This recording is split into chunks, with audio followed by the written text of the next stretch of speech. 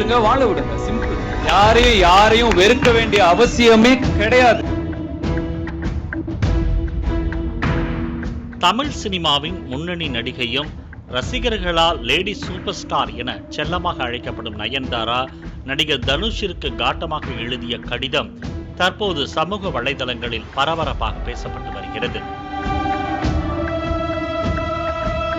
நடிகை நயன்தாராவும் இயக்குனர் விக்னேஷ் சிவனும் நானும் ரவுடிதான் திரைப்படத்தின் போது காதலித்து வந்தனர்.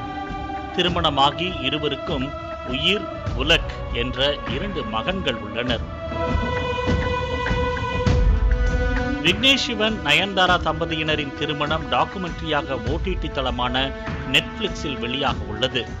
இது நயன்தாரா ரசிகர்கள் மத்தியில் பெரும் எதிர்பார்ப்பை ஏற்படுத்தியது.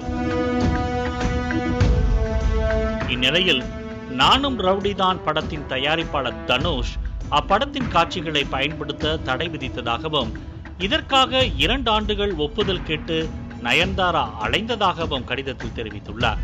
மேலும் அப்படத்தின் பாடல் வரிகளையும் பயன்படுத்தக்கூடாது என மறுத்தது எனது இதயத்தை நொறுக்கியதாகவும் நடிகர் தனுஷ் பழிவாங்கும் போக்குடன் செயல்படுவதாகவும் காட்டமாக நயன்தாரா தெரிவித்துள்ளார்.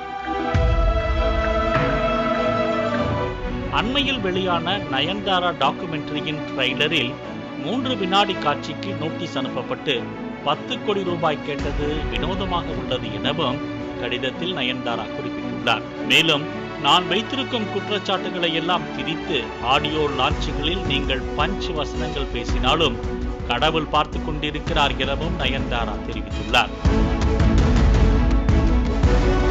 தனுஷ் பாணியில் ஓம் நமச்சிவாயா என நயன்தாரா பதிவிட்டு தனுஷை டேக் செய்ததையும் நெட்டிசன்கள் கிண்டலடித்து வருகின்றனர். இதனைத் தொடர்ந்து விக்னேஷ் சிவன் தனது இன்ஸ்டா பக்கத்தில் தனுஷ் ஒரு நிகழ்ச்சியில் பேசிய வாழு வாழ வீடு என வசன வீடியோவை பதிவிட்டு அதில் தனுஷ் தரப்பில் அனுப்பிய நோட்டீஸையும் குறிப்பிட்டுள்ளார். மேலும் கேப்ஷனில் அனைத்தையும் நம்பிக்கொண்டிருக்கும் அப்பாவி ரசிகர்களுக்காக எனவும் தனுஷ் மாற வேண்டும் எனவும் பதிவிட்டுள்ளார்.